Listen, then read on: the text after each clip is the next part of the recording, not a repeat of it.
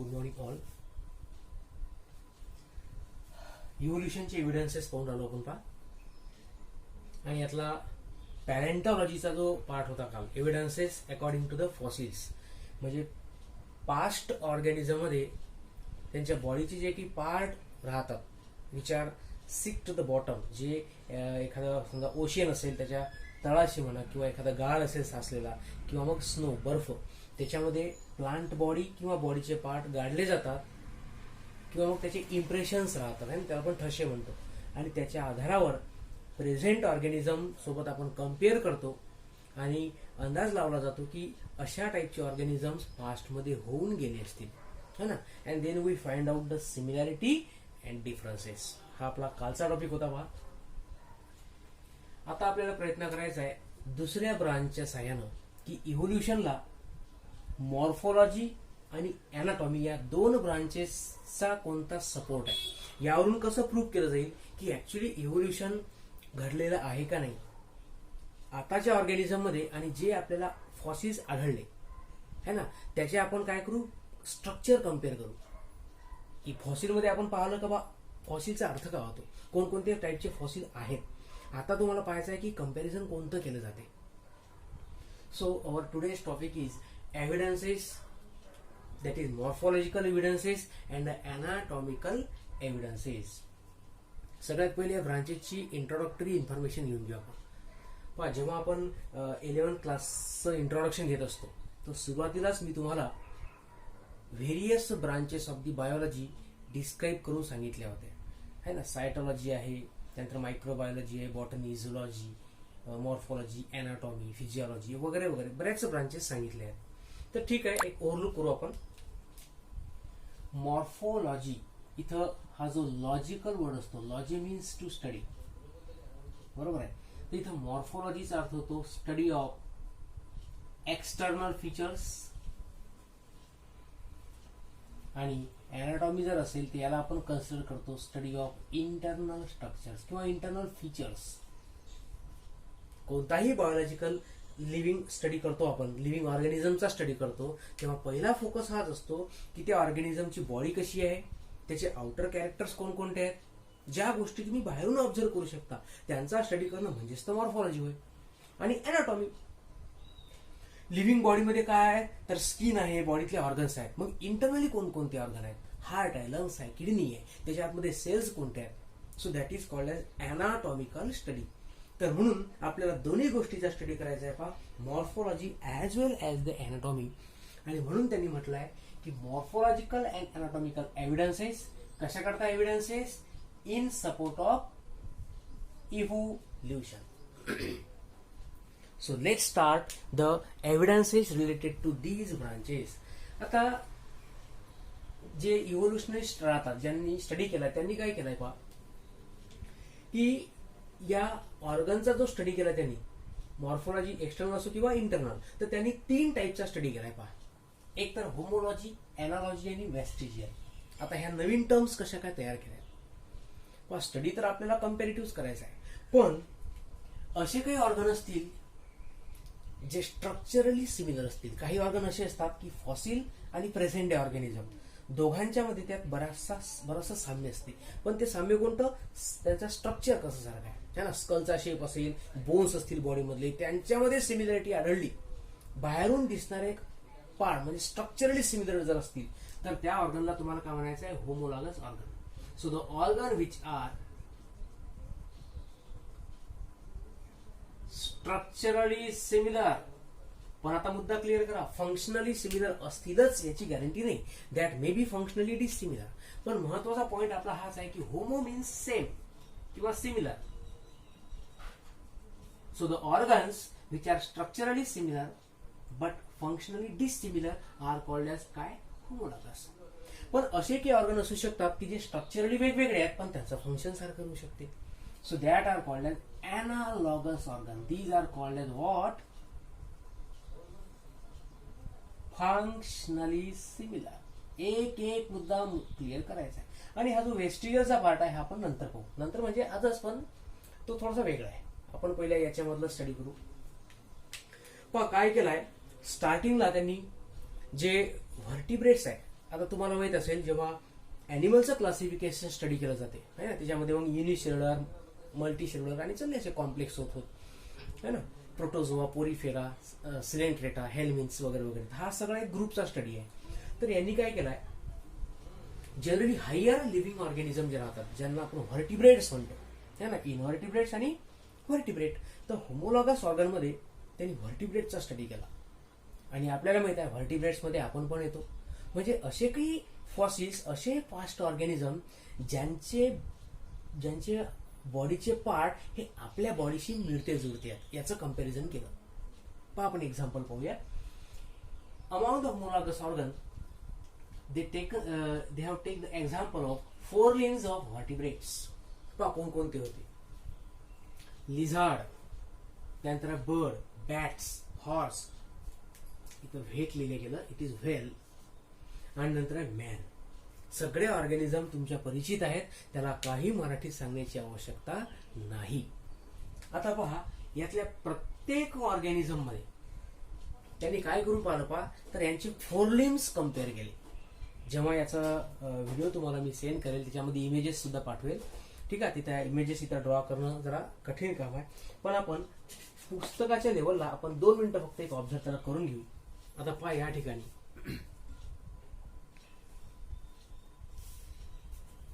हे जे तुम्हाला ऑर्गन्स दिसून आले पहा, lizard, horse, whale, bat, bird आणि man.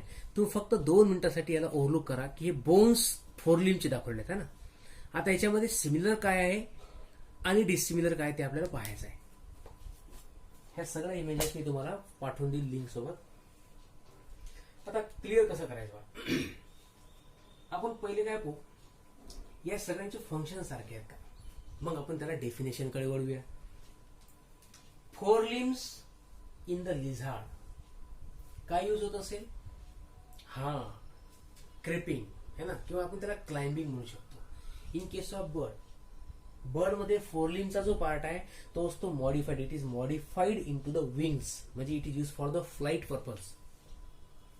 In case of bat also flight purpose. त्यानंतर हॉर्स 4 लिम मध्ये, म्हणजे हॉर्सचं जर एक्झाम्पल घेतलं तर 4 लिम they are use for the running purpose है ना, टू ऍक्सलरेट, टू स्पीड अप. त्याच्यानंतर व्हेल, आता हा तर एक ॲक्वॅटिक मॅमल आहे व्हेल है ना, देवमासा म्हणतो आपण, समुद्रामधील सगळ्यात मोठा प्राणी ज्याला असं डिस्क्राईब केलं जाते पहा. तर याच्यामध्ये जर 4 लिम्सचा विचार केला तर कोणता यूज असेल, it is use for the swimming purpose. आणि ह्युमन बिंग मध्ये टू पिकअप द ऑब्जेक्ट है ना. तर पहा व्हेरायटीचे अॅनिमल आहेत आणि त्याच्यामध्ये सगळ्यांचं फंक्शन वेगळं आहे. पण जर आपण या सगळ्यांचं स्ट्रक्चर कम्पेअर केलं 4 लिम ऑफ एनी व्हर्टिब्रेट, तर त्याच्यामध्ये जे बोन्स राहतात ते बोन्स सारखेच आहेत. फॉर एक्झाम्पल कोणकोणते बोन्स आहेत, आता आपल्याला एक ह्युमन बिंगचं तुम्हाला एक्झाम्पल सांगून राहिलो, नंतर आपण या बाकीच्या अॅनिमलचं स्टडी करू.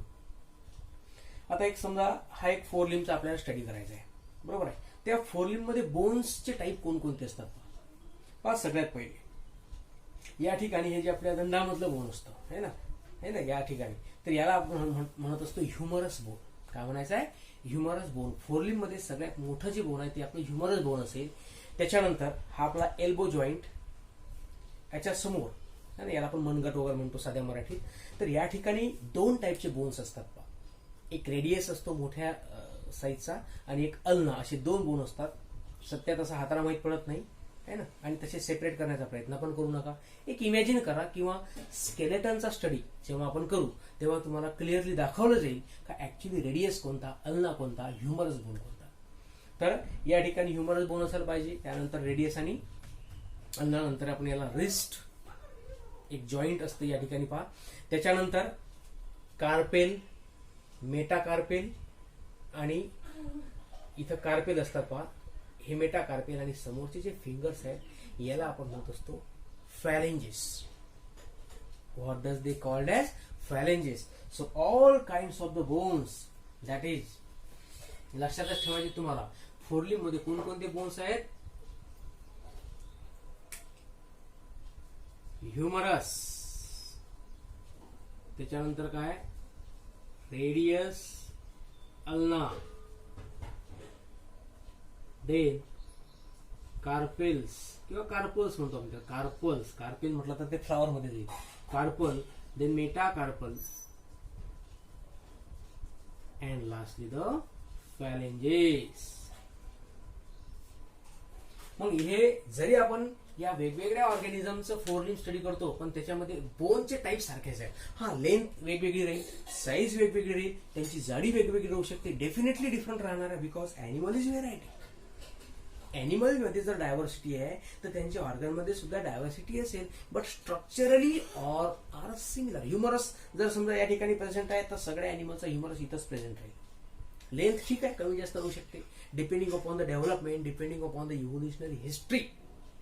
प्रत्येक ठिकाणी काही ना काही डिफरन्सेस राहील, but still it has more similarity. That's why they are called as what? Homologous organ. ठीक आहे, मुद्दा क्लिअर होऊन राहिला. याचा इव्होल्युशन मध्ये काय फायदा, हाच तर आपल्याला स्टडी करायचा आहे. जर या सगळ्या व्हर्टिब्रेट मधल्या ऑर्गन मध्ये सिमिलॅरिटी आहे, याचा अर्थ हे सगळे ऑर्गॅनिझम एकाच अँसिस्टर पासून इव्हॉल्व्ह झाले असतील. All these animal may have the common ancestor. मुद्दा काय लक्षात ठेवाल तुम्ही, दे मे हॅव कॉमन अँसिस्टर. म्हणजे एका अँसिस्टर पासून वेगवेगळे अॅनिमल इव्हॉल्व्ह झाले. याला काय म्हणतात विद्यार्थी मित्रांनो, दिस इज कॉल्ड एज डायव्हर्जन्स किंवा डायव्हर्जंट इव्होल्युशन. याला काय म्हणायचं आहे, डायव्हर्जंट इव्होल्युशन. आणि हा जो होमोलॉगस ऑर्गनचा पार्ट आहे, it is very very significant in the evolution. तुम्हाला पेपरमध्ये विचारतात की होमो, अॅनालॉगस आणि वेस्टिजल पैकी कोणत्या ऑर्गनचा स्टडी मोर सिग्निफिकंट असेल, तर you must write it is homologous organ. आणि हा जो कम्प्लीट स्टडी आहे कम्पेरेटिव्ह, याला आपण म्हणू शकतो होमोलॉजी. काय म्हणायचं आहे, होमोलॉजी. त्यांनी आणखी काही एक्झाम्पल्स दिलेत पहा. हे झालं अॅनिमल्सचं. प्लांट मधलं एक्झाम्पल जर घेतलं आपण तर टेंड्रिल्स इन द कुकुरबिट्स, ज्याच्यामध्ये लॉंग फ्रूट्स येतात, त्याला आपण मराठीमध्ये काकड्या म्हणतो, है ना. आणि and thorn in the bougainvillea. पहा, जनरली जिथं सत्संग वगैरे असतात त्या ठिकाणी डार्क पिंक कलरचे फ्लॉवर्स येतात छोटे छोटे, है ना. तेव्हा आपल्या सराउंडिंग मध्ये पण पाहू शकतो आपण. तर ते जे डार्क पिंक कलरचे फ्लॉवर्स आहेत त्याला बोगनवेलियाची वेल म्हणतात. ठीक आहे, नाव फार कठीण आहे, पण याला ग्लोरी ऑफ द गार्डन म्हणतात, कारण हे सुशोभित करतं पूर्ण गार्डनला. आणि फार मस्त कलर, ब्राईट कलरचे फ्लॉवर त्या ठिकाणी येतात. आता इथं आपण कम्पॅरिझन जर केलं तर या प्लांटमध्ये थॉर म्हणजे काय, तर काटे असतात, है ना, स्पाइन्स म्हणतो आपण त्याला. तर ते ऍक्च्युली त्याच्या स्टेमचं मॉडिफिकेशन आहे. आणि इथं टेंड्रिल्स ऑफ द कुकुरबिट. आता या कुकुरबिट मधला जो स्टेम आहे तो टेंड्रिल म्हणजे तो असा स्वतःला कॉईल करतो, बरोबर आहे. म्हणजे या ठिकाणी स्टेम आणि या ठिकाणी सुद्धा दोघांच्या स्टेमचं काय मॉडिफिकेशन आहे आणि याच्यामध्ये सिमिलॅरिटी आहे. इथं फक्त आपण त्याला थॉर्न म्हणतो, प्रोटेक्शनसाठी वापरला जाते. आणि इथं आपण त्याला टेंड्रिल म्हणतो, क्लाइम्बिंगसाठी यूज केला जाते. म्हणजे एखादी वेल असेल ती एखाद्या सपोर्टच्या आधाराने वाढते, है ना, त्याला आपण म्हणत असतो काय, तर टेंड्रिल. ती या दोन्ही ऑर्गनमध्ये काय सिमिलॅरिटी. आता ऍक्च्युली हे तुम्हाला for kind of the study दिलाय. आपल्याला अॅनिमलचा स्टडी करायचा आहे तर प्लांटचा त्याच्यामध्ये काही रोल नसतो, फक्त एक एक्झाम्पल म्हणून दिलं त्यांनी की प्लांटमध्ये सुद्धा homologous organs that may be possible. तर हा एक झाला आपला होमोलॉगसचा part. Then come to analogy or analogous organ. जशी मी तुम्हाला व्याख्या सांगितली त्याच्यानुसारच these organs are functionally similar, structurally dissimilar. Function सारखं असायला पाहिजे तर त्या ऑर्गनला म्हणायचं तुम्हाला एनालॉगस. एक्झाम्पल्स पहा, wings of the butterfly and birds. Insect ग्रुपमध्ये जे विंग्स राहतात आणि बर्ड मध्ये जे विंग्स राहतात, दोघांचं फंक्शन सारखंच राहील. Both organs are use for the flight purpose, flying, है ना, इन द एअर. पण जर स्ट्रक्चर पाहिलं आपण तर इन्सेक्ट मध्ये जे विंग्स राहतात, बरोबर आहे, एक तर त्याच्यामध्ये बोन्स नसतील कारण हा इन्व्हर्टिब्रेट मधला ग्रुप येते. इन्सेक्ट म्हटला तर इन्व्हर्टिब्रेट मध्ये येतो. पण आपण जर बर्डचं एक्झाम्पल घेऊन राहिलो तर बर्ड मध्ये कसे राहतात, these are the modifications of fooling. आपण इथंच पाहिलं एक्झाम्पल, हे बघ, बर्ड व्हर्टिब्रेट्स मध्ये येतो. मग एक इन्व्हर्टिब्रेटचा ग्रुप झाला, एक व्हर्टिब्रेटचा झाला. मग दोघांमध्ये स्ट्रक्चर सारखं कसं असणार आहे, वेगळं आहे, पण फंक्शन तर सारखं आहे. त्या ऑर्गनमध्ये काही ना काही सिमिलॅरिटी आहे ना, तर याचा अर्थ दोघांमध्ये काही ना काही रिलेशनशिप असेल. पण जसं आपण होमोलॉगस मध्ये पाहिलं त्याच्यासारखं सिग्निफिकन्स इथं नाही आहे. म्हणजे हा एक मुद्दा लक्षात ठेवायचा आहे. These are not more significant as like that of the homologous organ. पण एक for the kind of study आपण घेऊ शकतो का अशा टाईपची सिमिलॅरिटी वेगवेगळ्या ॲनिमलमध्ये राहू शकते. दुसरं एक्झाम्पल घेऊ शकता तुम्ही आईज इन द ऑक्टोपस, है ना, एक समुद्री जीव ज्याला म्हणतो आपण ॲक्वॅटिक. तर हा मॉल्युस्कामध्ये येतो बा. मॉल्युस्क त्यांची पूर्ण बॉडी स्मूथ राहते पूर्ण. आणि आईज इन द मॅमल्स असो की मॉल्युस्क असो, दोघांच्या मध्ये आईजचं स्ट्रक्चर जर पाहिलं आपण, actually not structure, function. Structure तर आपल्याला पाहायचंच नाही आहे सध्या. फंक्शन सारखंच राहणार आहे ना.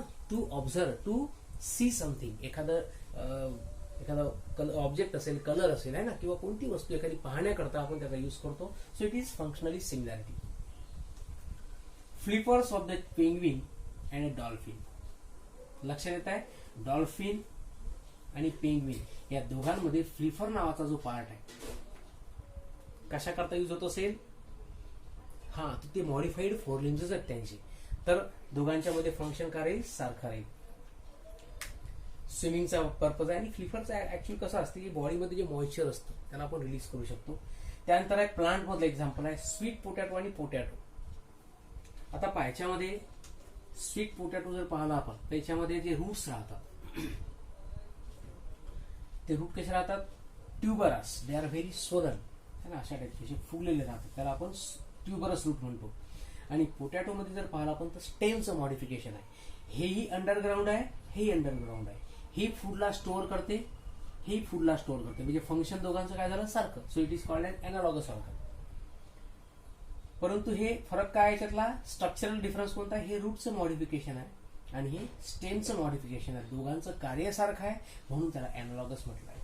तर आपल्याला काय लक्षात ठेवायचं आहे की ॲनिमलचे जे ऑर्गन्स राहतात,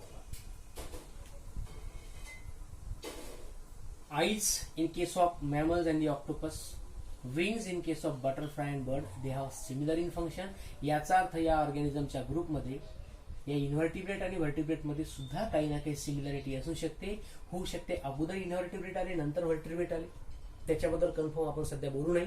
पण असा एक अंदाज काढला जातो म्हणून त्याला म्हणतात they are related with the evolution study. ठीक आहे, जसं आपण इथं म्हटलं डायव्हर्जंट इव्होल्युशन, तसं या ठिकाणी लक्षात ठेवायचं आहे कॉन्व्हर्जंट इव्होल्युशन. कारण याच्यावरून लक्षातच नाही राहिलं की एका ऑर्गॅनिझम पासून दोन इव्हॉल्व झाले काय, हा ग्रुप वेगळा आहे, हा ग्रुप वेगळा आहे ना. एक क्लिअर कट स्टडी नाही करतायत. सो त्याला म्हणायचं आहे कॉन्व्हर्जंट इव्होल्युशन. तर हे झाले आपले होमोलॉजी आणि analogy. Now come to the last one.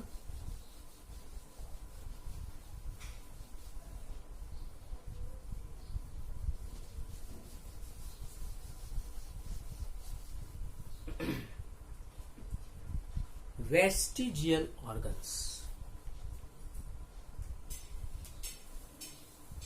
सगळ्यात पहिले आपण त्याचा मिनिंग लक्षात घेऊ. These are the non functional organs. आता मुद्दा क्लिअर करा. आपल्याला लक्षात घ्यायचा आहे एकतर एन्सिस्टरचा जे पास्ट ऑर्गॅनिझम होऊन गेले लिव्हिंग इन द पास्ट, आणि प्रेझेंट ऑर्गॅनिझम आपण यांच्यासोबत कम्पेअर करून राहिलो. तर वेस्टिजियल ऑर्गन हा नॉन फंक्शनल कोणामध्ये आहे, present organism. It do not have any function. एकतर फंक्शनल लेस म्हणू शकता किंवा याला आपण म्हणू शकतो रिड्युस्ड ऑर्गन, किंवा एक सायंटिफिक वर्ड आहे याला, they are called as rudimentary.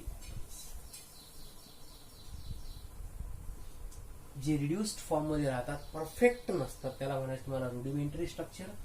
But these organs were functional, in ancestor. जे ऑर्गन आपल्या एन्सिस्टर मध्ये कार्य करत होते पण आपल्या बॉडीमध्ये ऑर्गन आहेत पण त्याचं कोणत्याही प्रकारचं वर्किंग नाही आहे, अशा ऑर्गनला काय म्हणून राहिलो आपण, वेस्टिजियल ऑर्गन. एक्झाम्पल लक्षात घ्या, टॉपिकच समजून जाईल. Nictitating membrane. आता हे निक्टिटेटिंग मेम्ब्रेनचा अर्थ काय होते पहा. It is called as third आयलिड. तुम्हाला थर्ड आयलिड आपल्यामध्ये सुद्धा आहे, परंतु रिड्युस्ड फॉर्म मध्ये. तुम्हाला दिसते का, जर आपण आपल्या नेकेड आईजला ऑब्झर्व करून राहिलो तर दोनच पापण्या आहेत ना, अप्पर आयलिड आणि लोअर आयलिड. थर्ड आयलिड दिसते का?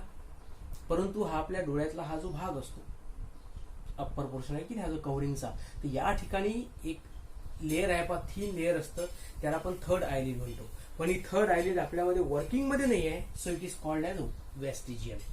मग आपल्या अँसेस्टर मध्ये होती आणि परत सध्या असा कोणता अॅनिमलचा ग्रुप अवेलेबल आहे का ज्याच्यामध्ये ही आयलिड काम करते?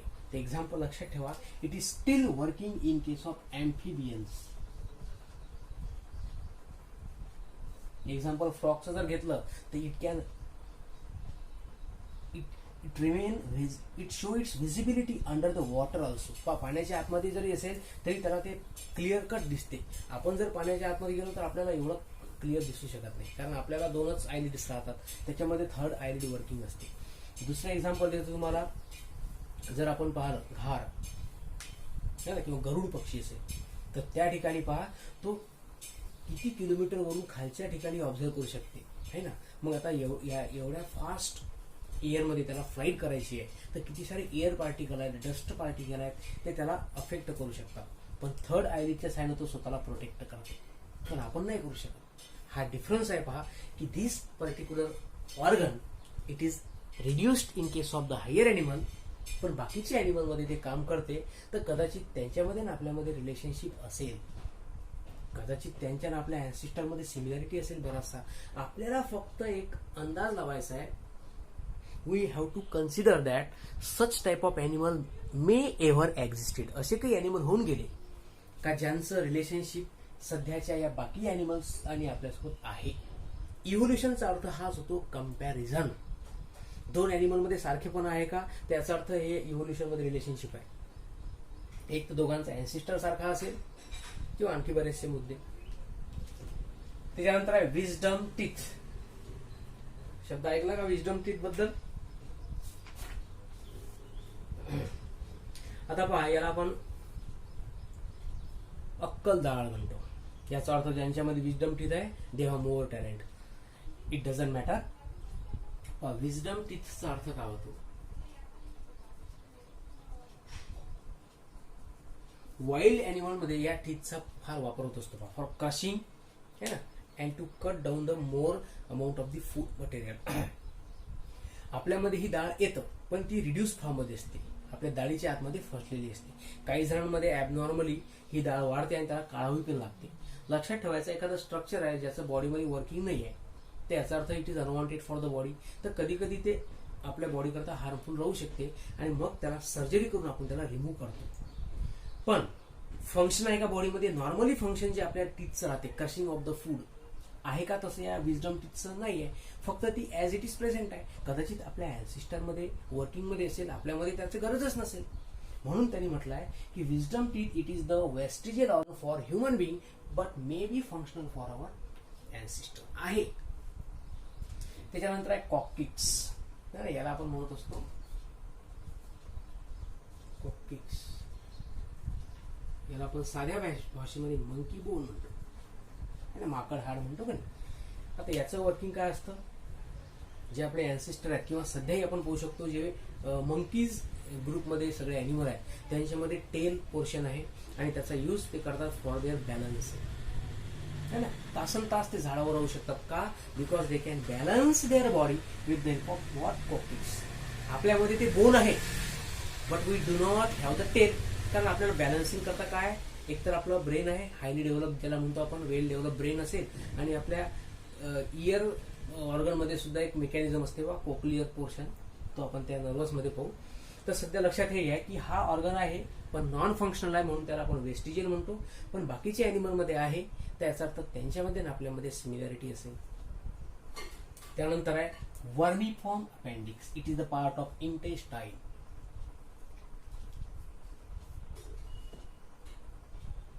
जे आपले अँसिस्टर आहेत in that organ it was use for the digestion of cellulose. आता आपण सध्या जे फूड घेतो ते आपण शिजवून घेतो, त्याच्यामुळे आपल्याला सेल्युलोजला डायजेस्ट करण्याची गरज पडत नाही है ना. जे आपण कच्चा भाजीपाला खातो असतो त्याला डायजेस्ट होण्याकरता वेळ लागते पहा, कारण त्याच्यामध्ये काही प्रमाणात काय असेल, सेल्युलोज. प्लांटच्या सेल वॉलचं कॅरेक्टरच आहे, cell wall should have the true cellulose. परंतु जे आपले अँसिस्टर्स होऊन गेले त्यांना कम्प्लिटली त्यावरच डिपेंड राहावं लागत होतं. मग डायजेस्ट करण्याकरता कोणता ऑर्गन होता? वर्मी अपेंडिक्स म्हणतो आपण त्याला. वर्मी फॉर्म म्हणजे it is according to the shape एका कॉमन सारखा असतो, त्याला वर्मी फॉर्म अपेंडिक्स म्हणतात. आपल्यामध्ये ऑर्गन आहे पण त्याचं वर्किंग नाही आहे. आपली डायजेस्टिव्ह सिस्टम अशा पद्धतीनं आता डेव्हलप झाली आहे का आपण सध्या जे शिजून वगैरे खातो ते आपण पचवू शकतो. बरोबर आहे. त्या ॲनिमल सारखं नाही आहे, आधी मानवासारखी गोष्ट राहिलेलीच नाही आहे. ऍडव्हान्स काय पूर्ण वर्ल्ड डेव्हलप झालाय. तर म्हणून organ is there but not working so called as vestigial. पण बाकीच्या ऑर्गन मध्ये अजूनही आहे. वाईल्ड ॲनिमल मध्ये अजूनही हा ऑर्गन आहे, डायजेशन मध्ये हेल्प करतोच आहे. मग त्या ॲनिमल मध्ये आपल्यामध्ये काय सिमिलॅरिटी आहे. कदाचित आपले अँसेस्टर सारखेच आहेत and we have more similarity. So all these parts are very helpful in study of the evolutionary relationship. लक्षात हाच पार्ट ठेवायचा आहे की या सगळ्या ऑर्गन मध्ये जर सारखेपणा आहे बऱ्याच प्रमाणात, तर इव्होल्युशन मध्ये याचा काही ना काही फायदा होत असेल. ओके, सगळ्यांचा अँसेस्टर सारखा राहू शकतो. तर अशा टाईपचे हे पार्ट तुम्हाला लक्षात ठेवायचे आहेत. पहा, ठीक आहे.